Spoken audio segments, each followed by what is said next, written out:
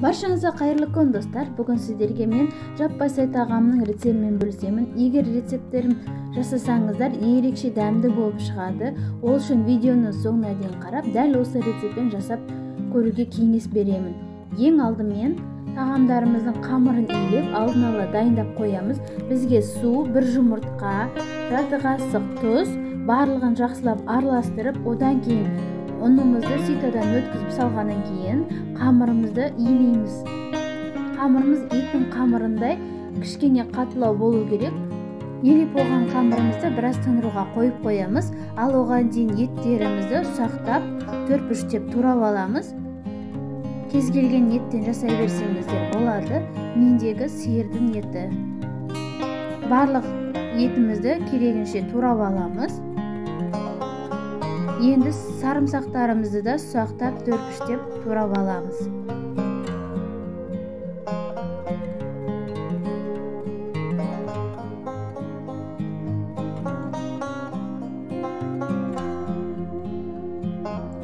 Енді сәбіздерімізді де ұсақтап, төрт-үштеп турап аламыз.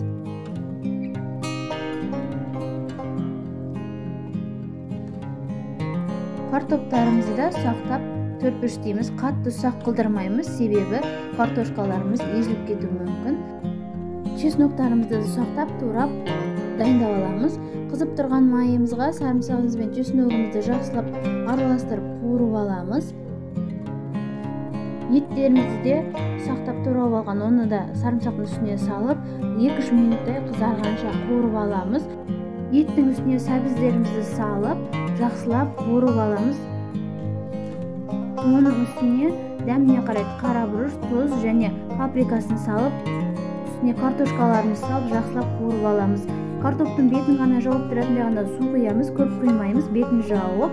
Енді қамырымызға кірісеміз. Оқтаудың шетімен қамырдың шетін баса отырып, дөңгелек етіп, жұқа қамыр илейміз. Өте жұқа болу керек. Қамырларымыз үстіне сұйық майымызды құямыз да щетканың көмегімен барлық жеріне жағып шығамыз. Енді қамырымызды мантыны кескендегідей төрт бұрышты қылып кесіп шығамыз. Кесіп алған қамырларымызды бірін үстіне бірін қойып жинап аламыз. Достар, мен YouTube арнама тіркелуді ұмытпаңыздар. Алдағы уақытта менің түрлі рецепттерімді жіберіп алмау үшін арнама тіркеліп, қоңшаны басып қойыңыздар. Қамырларымыз, кесіп алған қамырларымызды осылайынан бірін үстіне бірін қойып жинап аламыз да. Жинап алған қамырларымызды начинкамыздың үстін бір араластырып, үстіне майлы жағын астыңына қаратып, барлығын видеодағыдай қойып шығамыз. Мен мұнда кішкене суын көбірек құйып қойыппын, сәл кішкене аз құйсаңыздар өте керемет болып шығады. Менікі көп құйсам да қатты бүлінбейді, жақсы болып шықты. Қамырларымызды осылайынан жилканың көмегімен табағымыздың шеттеріне қойып шығамыз. Начинкамызды бір араластырып жібереміз де, ортасына начинкамызды саламыз. Міне біздің тамағымыз дайын болды. Өте керемет дәмді болып шығады. Дәміне қарай үстіне ас көктер сепсеңіздер болады.